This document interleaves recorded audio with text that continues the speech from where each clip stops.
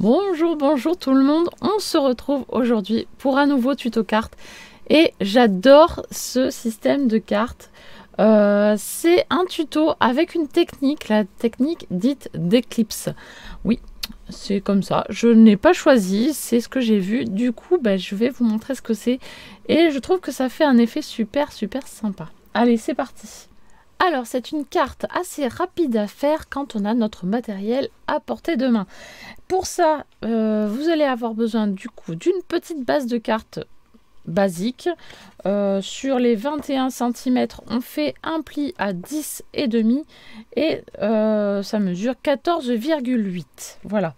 Ensuite, j'ai choisi un papier de fond comme ceci qui va venir. Donc, ce papier mesure 14,3 par 10 cm. Voilà, ça va être une petite base de fond comme ceci pour faire un matage.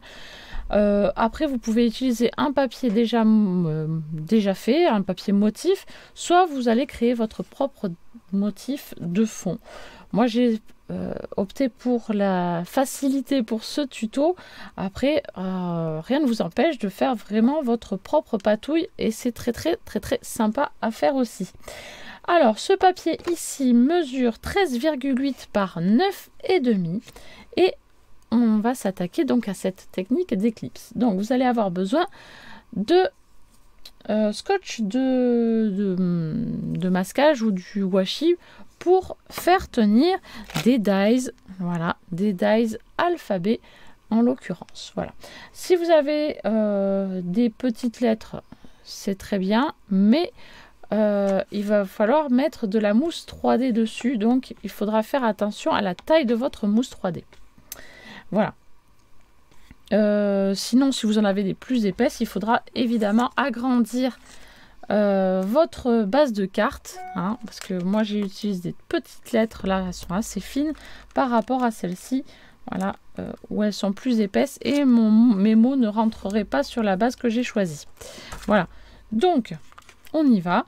Je vais choisir un ensemble de lettres pour former un petit mot. Donc je vais écrire le mot merci, pourquoi pas, hein. On va faire simple pour ce tuto. Donc le M, le E, le R,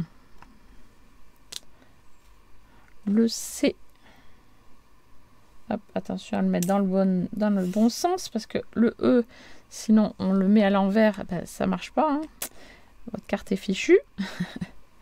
Et le I, voilà. Je vais prendre du coup une petite règle pour me mettre le plus droit possible. Donc si je me mets à peu près à la moitié de 10, de combien j'ai dit, 9,5. Oui, 9,5, la moitié de 9. Ah oui, c'est bon, ça va être ça. Hop. Allez. Hop, je mets ma règle par exemple ici et je place mes lettres. Alors pas trop collées quand même. Voilà, qu'on puisse avoir un espace à droite et à gauche. Voilà, que ce soit assez équilibré. Une fois qu'on est satisfait de l'emplacement de ces lettres, on va mettre du washi ou du truc de masquage de peinture là. Hop, attention à ce que ça ne colle pas trop sur votre papier, sinon ça risque de le déchirer quand vous allez l'enlever après. Donc là, je le fais plusieurs fois sur ma table ou sur un vêtement, ça marche aussi, hein. C'est pareil, c'est la même chose. Voilà. Et là, je vais caler mes lettres pour pas qu'elles bougent dans la machine. Hop.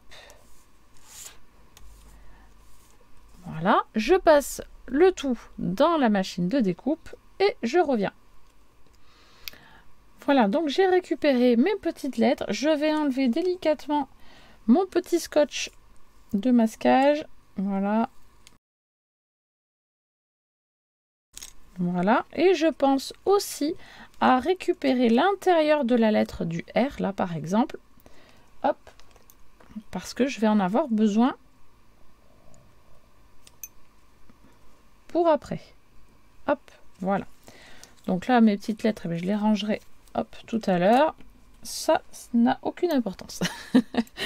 Alors, Ensuite, qu'est-ce que je fais? Eh bien, je prends ma petite base de carte, je colle mon fond, le fond de carte que j'ai choisi. Donc, je colle ça. Ensuite, je prends mon papier déco et je viens également le coller.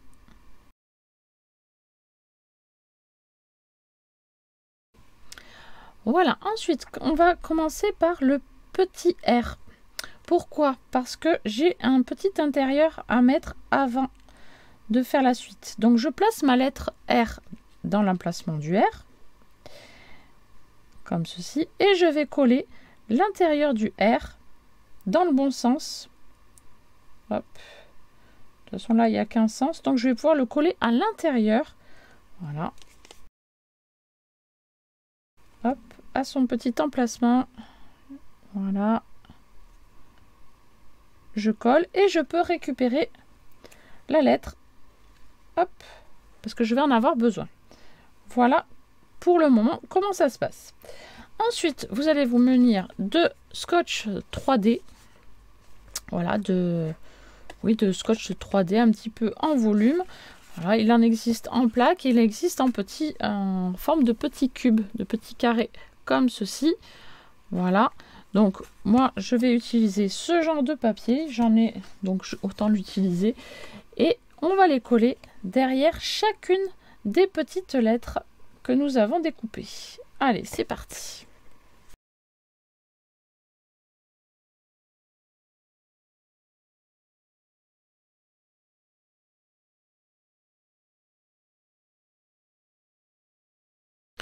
Alors, une fois que vous avez placé tout votre petit scotch 3D à l'arrière de chacune de vos lettres, eh bien, il suffit de reprendre votre petite base de carte et de placer les lettres aux endroits indiqués. Hein. C'est tout simple, hyper simple. Donc, hop, j'enlève les petites opercules. Hop, par exemple, de la lettre M. Et je viens placer ma lettre M à l'emplacement du M. Si vous le souhaitez, vous pouvez un petit peu ancrer le bas de la lettre, mais ça c'est une option, voilà, c'est pas une obligation. Voilà. Hop, je vais le faire pour ce modèle-ci et je vous montre après le modèle sans ombrage. Voilà. Donc le M, le E, et ainsi de suite.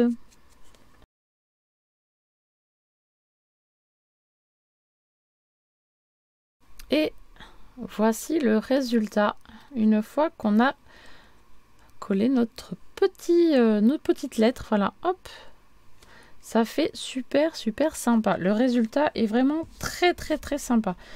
Là, je sais pas quelle vision vous avez, mais franchement, c'est pas facile à vous montrer. Mais voilà, en reconstituant le puzzle, ça fait super joli. Je vous montre l'autre modèle que j'ai fait sur le même principe. Je l'avais devant moi. Oui, il est là, voilà, juste là.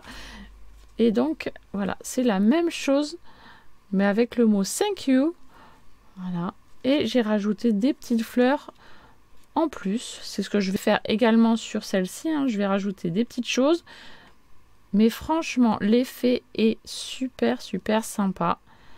Voilà, un effet éclipse. Voilà. Bien écoutez, j'espère que ce tuto vraiment tout simple vous a plu. N'hésitez pas à me laisser des petits pouces bleus, des commentaires. Et moi, je vous dis à très vite pour une prochaine vidéo.